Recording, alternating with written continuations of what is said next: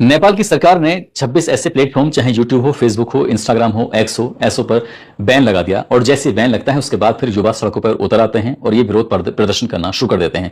विरोध प्रदर्शन कुछ इस कदर था कि 1997 से लेकर साल 2012 के बीच में पैदा हुए ऐसे युवा सड़कों पर उतर आते हैं जिनकी संख्या लाखों के हिसाब से होती है। वो संसद भवन की तरफ कूच कर रहे थे और इसी बीच में उन्होंने रोकने की कोशिश की। एक डीएसपी ने आदेश किया और लगातार गोलियां चलना शुरू हो जाता है।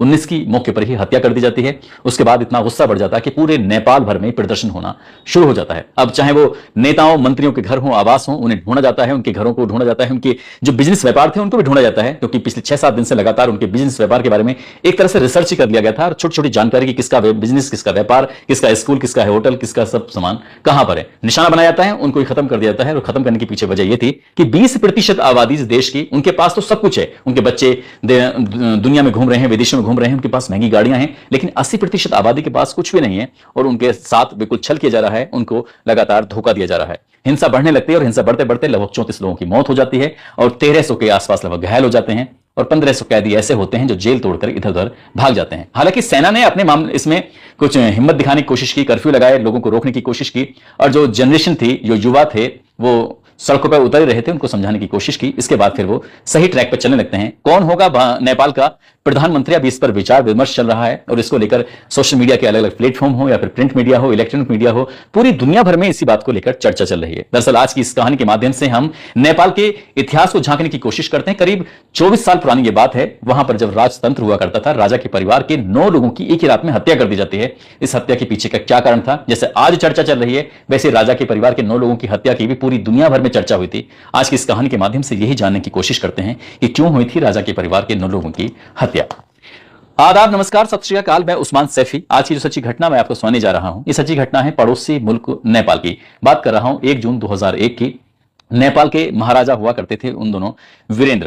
दरअसल उनके बड़े बेटे जिनका नाम दीपेंद्र था, उन्हें युवराज दीपेंद्र के नाम से जाना जाता था, पहचाना जाता था। दरअसल इस परिवार में, जो राजा के परिवार में, एक प्रथा थी कि हर महीने के तीसरे शुक्रवार को शाम के समय एक पार्टी आयोजित की जाएगी और उस पार्टी में सिर्फ परिवार के लोग ही शामिल हो सकते हैं। और इस बार की जो मेजबानी थी वो ली थी महाराजा के बड़े बेटे युवराज दीपेंद्र ने। उन्होंने पूरी तैयारी कर ली थी और नारायण हिती महल में ये पार्टी होने वाली थी। और इस पार्टी में सबसे पहले जो शामिल होते हैं वो महाराजा के बहनोई महेश्वर कुमार सिंह। 6:45 का शाम का वक्त था। 1 जून 2001 की ये बात थी। तैयारी चल रही थी। इसी बीच में जो महाराजा के बड़े बेटे थे, इसी नारायण हिती महल के अंदर ही एक रूम था जिसमें खेल खेला जाता था जिसका नाम बिलियर्ड्स, जिसका नाम होता है। वहां पर महाराजा के बड़े बेटे, जिनका छोटे बेटे नाम उनका राजकुमार निराजन होता है, साथ ही दामाद होते हैं जिनका नाम कैप्टन राजीव शाही होता है। वो जोर आजमाइश कर रहे थे, वो दाव लगा रहे थे, खेल रहे थे। इसी बीच में और जो महारानी थी ऐश्वर्या, वो लाल साड़ी में बड़ी खूबसूरत वो सज धस के एकदम पहुंच जाती हैं। साथ ही जो उनकी ननद होती हैं, यानी कि महाराजा की बहन शोभा, शांति, शारदा, ये भी पहुंच जाती हैं तैयार होकर। अब युवराज के जो दीपेंद्र है, युवराज, उनके चचेरे भाई जिनका नाम पारस होता है, वो भी पहुंच जाते हैं अपनी मां के साथ। मां यानी कि राजकुमारी कोमल, उनकी बहन प्रेरणा भी आती है और पारस की पत्नी हिमानी भी वहां पर पहुंच जाती है। धीरे धीरे करके मेहमान बढ़ रहे थे, लेकिन महाराजा अभी तक नहीं आए थे। महाराजा वीरेंद्र के ना आने का कारण कुछ इस तरह से था क्योंकि महाराजा वीरेंद्र एक पत्रिका के संपादक को अपना इंटरव्यू दे रहे थे और उनके जो संपादक का नाम था माधव रिमाल, जो इंटरव्यू कर रहे थे। इसी बीच में लगातार वक्त आगे बढ़ रहा था और घर परिवार के लोग इंतजार कर रहे थे कि महाराजा कहां हैं। इसी बीच में जो आपस में बातचीत करते हैं, कोई कोल्ड ड्रिंक पी रहा है तो कोई शराब पी रहा है, कोई जिस तरह से जो परिवार के लोग थे एंजॉय कर रहे थे। लेकिन परिवार के, इस राजशाही परिवार के अलावा बाकी किसी की भी कोई एंट्री नहीं थी, ना कोई सेनापति, ना कोई कुछ भी नहीं आ सकता था। सिर्फ परिवार के लोग इकट्ठा हो सकते थे। आखिरकार महाराजा के भी आने की सूचना मिल जाती है और एडीसी सुंदर प्रताप राणा उन्हें मुख्य द्वार तक छोड़ देते हैं और मुख्य द्वार तक छोड़ने के बाद वहां जहां पार्टी चल रही थी वहां वो भी पहुंच जाते हैं। बड़े बेटे दीपेंद्र ने अच्छी खासी ज्यादा शराब पी ली थी। वो नशे में कुछ इस तरह से धुत हो रहे थे कि वो अपने आप को संभाल नहीं पा रहे थे। कभी इधर गिर रहे थे, कभी इधर गिर रहे थे। ऐसे भी गिरते गिरते नशे में धुत आखिरकार वो जमीन पर गिर ही जाते हैं। और जैसे गिरते हैं, उनके जो चचेरे भाई वहां पर आए हुए थे, उनका नाम पारस होता है, साथ ही छोटा भाई राजकुमार निराजन और उनके जो कैप्टन राजीव शाही, इन्होंने तीनों ने हिम्मत की। हिम्मत करने के बाद बड़े युवराज को उठाया। उठाने के बाद शयन कक्ष जो था, जो बिल्कुल पास में था, उस शयन कक्ष में ले जाकर उनको वहां पहुंचा देते हैं। इसी बीच में जो महाराजा की मां भी मर्सिडीज कार से पूरे लाव लश्कर के साथ वहां पर पहुंच जाते हैं और पहुंचने के बाद असल में जो बिलियर्ड्स के बराबर में जो रूम था, उस रूम के बराबर में जाकर वहां सोफे था, उस सोफे पर आराम से बैठ जाती हैं।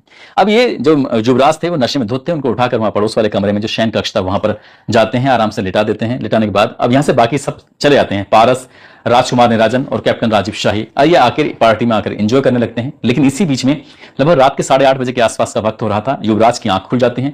युवराज दीपेंद्र उठते हैं। उठने के बाद वो सीधा बाथरूम जाते हैं, वहां जाकर उल्टियां करते हैं। अब उन्हें थोड़ा सा रिलीफ सा महसूस हो रहा था, कुछ ठीक सा महसूस कर रहे थे। जो उन्होंने लिबास पहने हुए थे राजा वाले, उन लिबास को उतार देते हैं और सैनिक वाले कपड़े पहन लेते हैं। सैनिक वाली पोशाक में आ जाते हैं। सैनिक की वर्दी थी, काले मोजे, एक जैकेट थी, सैनिक बूट थे, काला चश्मा, हाथों में दस्ताने इस तरह से पहनते हैं। और पहनने के बाद उस शयन कक्ष से बाहर जब निकल रहे थे तो निकलने के दौरान उन्होंने 9mm की पिस्टल थी जो अपने यहां लगाई, साथ ही MP-5 के सब मशीन गन थी, उसे एक हाथ में लेते हैं, दूसरे हाथ में M16 राइफल होती है उसको लेते हैं। उसके बाद वहां से फिर निकल आते हैं। वहां पहुंच जाते हैं जहां पर परिवार की बाकी महिलाएं थीं, परिवार के बाकी पुरुष थे। राजशाही परिवार की पार्टी चल रही थी। कुछ लोग खाना खा रहे हैं तो कुछ शराब पी रहे हैं, कोई कोल्ड ड्रिंक पी रहा है।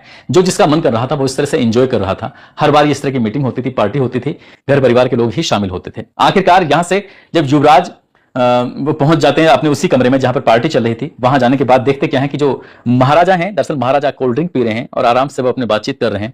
इसी बीच में युवराज दीपेंद्र ने MP-5 के मशीन गन निकालते हैं और मशीन गन निकालने के बाद उसको ऊपर करते हैं और एकदम टिगर दबा देते हैं। जैसी गोलियां चलने लगती हैं तो जैसे स्टन गन से गोली लगती है, धुक धुक धुक धुक इस तरह से अब बड़ी संख्या में गोली चलने लगती हैं। वो सीधा ऊपर जाके जो छत थी, छत में जाकर लग जाती हैं। जैसे छत में गोली लगती हैं तो वहां से जो सीमेंट था वो भी टूट टूट के नीचे गिरने लगता है। अभी तक ऐसा लग रहा था शायद किसी गलती की वजह से ये बटन दब गया था, टिगर दब गया था और इस वजह से शायद कुछ ऐसा हुआ है, लेकिन ऐसा कुछ नहीं था। महिलाएं भी हंसने लगती हैं।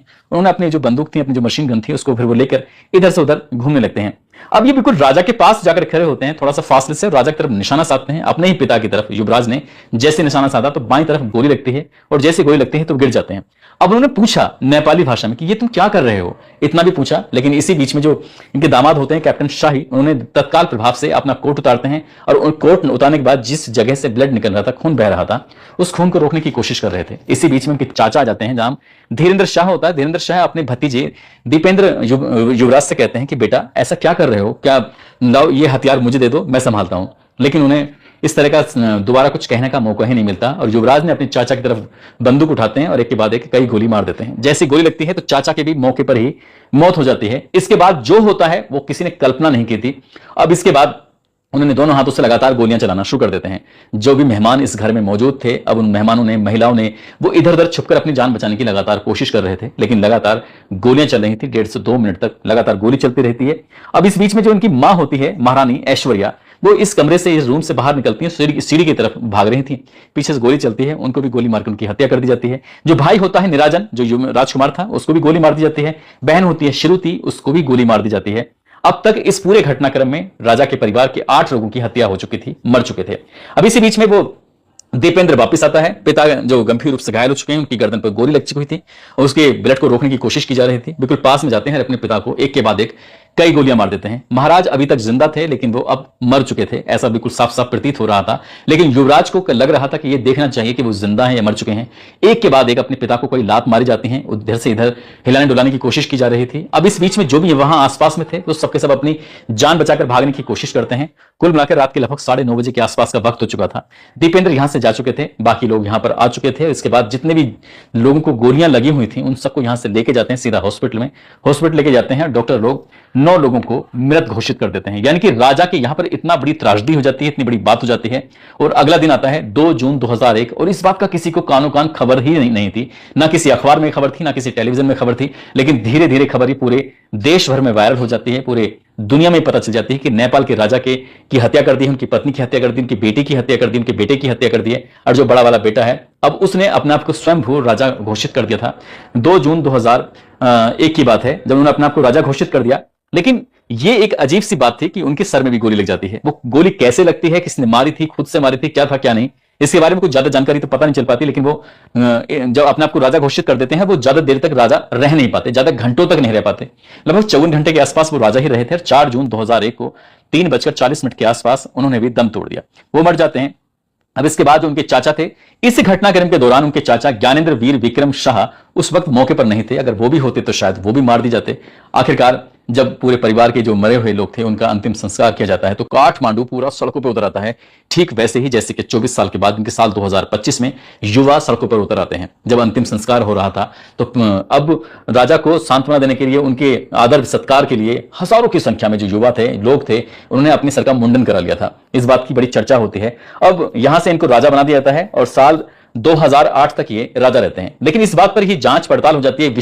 ये विषय था, हर कोई जानना चाहता था कि आखिरकार राजा की हत्या क्यों हुई, राजा के बड़े बेटे की हत्या क्यों हुई, राजा के छोटे बेटे की हत्या क्यों हुई, इसके पीछे का कारण क्या है, राजा के परिवार के 9 लोगों की हत्या का मुख्य कारण क्या है। जब इस पर जांच पड़ताल होती है, इसके बारे में पता करने की कोशिश की जाती है, तो पता चलता है कि राजा के जो बड़े बेटे थे युवराज दीपेंद्र, दरअसल उन्हें एक लड़की से प्यार हो जाता है जिसका नाम देवयानी राणा होता है। उनसे प्यार हो जाता है। वो अपनी माता से, अपने पिताश्री से कह रहे थे कि मैं देवयानी राणा से शादी करना चाहता हूं, लेकिन परिवार में खासकर मां और दादी इस रिश्ते को लेकर नाखुश थी। उन्होंने साफ साफ इनकार कर दिया था, ये शादी नहीं हो सकती। और इसके पीछे की जो मेन मुख्य वजह थी, उनका यह कहना था कि अगर तुमने शादी करके घर में इस लड़की को लेकर आए तो जो शाही पदवी है, यानी कि राजा के बाद तुम ही राजा बनोगे इस देश के, तो देख लेना इस शाही पदवी को तुमसे छीन लिया जाएगा, तुम्हारा भाई या फिर कोई और यहां का राजा बनेगा। जब इस तरह की बात थी तो उन्हें गुस्सा था, अपने परिवार के प्रति बहुत ज्यादा क्रोध था, और इसलिए उन्होंने अपने परिवार के 9 लोगों की वो हत्या कर देते हैं।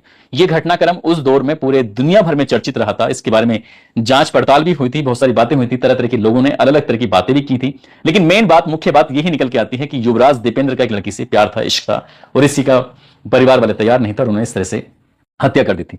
करीब करीब इस घटना के 24 साल के बाद साल 2025 में नेपाल सरकार, जब राजतंत्र बिल्कुल पूरी तरह से खत्म हो चुका था, साल 2008 के बाद में फिर लोकतंत्र हो जाता है, जनता ही अपने प्रतिनिधि को चुनती है, और उसके बाद फिर वहां पर सरकार चलती है। वहां के जो प्रधानमंत्री होते हैं केपी शर्मा ओली, वो एक आदेश ऐसा जारी कर देते हैं कि सोशल मीडिया के लगभग 26 ऐसे प्लेटफॉर्म जिन पर बैन लगा दिया जाता है, रोक लगा दी जाती है। उसके बाद फिर युवा सड़कों पर उतर आते हैं और धरना प्रदर्शन, आगजनी, जहां देखो वहां पर ये पूरे देश भर की हालत इतनी खराब हो जाती है कि 34 लोग मारे जाते हैं और 1300 के आसपास घायल हो जाते हैं। संसद भवन, सुप्रीम कोर्ट, राष्ट्रपति भवन, सरकारी गैर सरकारी कार्यालय, उनमें आग लगा दी जाती है।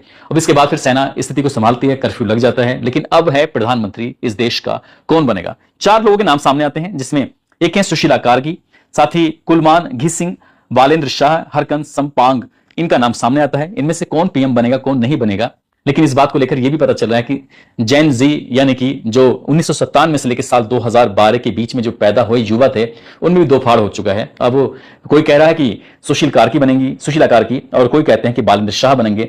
ये कौन बनेगा, कौन नहीं बनेगा। लेकिन नेपाल की जो स्थिति है वो वाकई अपने आप में बड़ी चिंतनीय है, सोचने वाली है, और लोगों में बड़ा अजीब सी हलचल सी है, वहां के खासकर युवाओं में, पूरे देश में, कि आखिर आगे भविष्य में क्या होगा। जो भी होगा सो होगा, लेकिन जिस तरह से नेपाल में हुआ है, उस नेपाल को सुधरने में, ठीक होने में, इसकी स्थिति को सही पटरी पर आने में कम से कम कई दशक लग जाएंगे, 1.5 दशक, 2 दशक भी लग सकते हैं।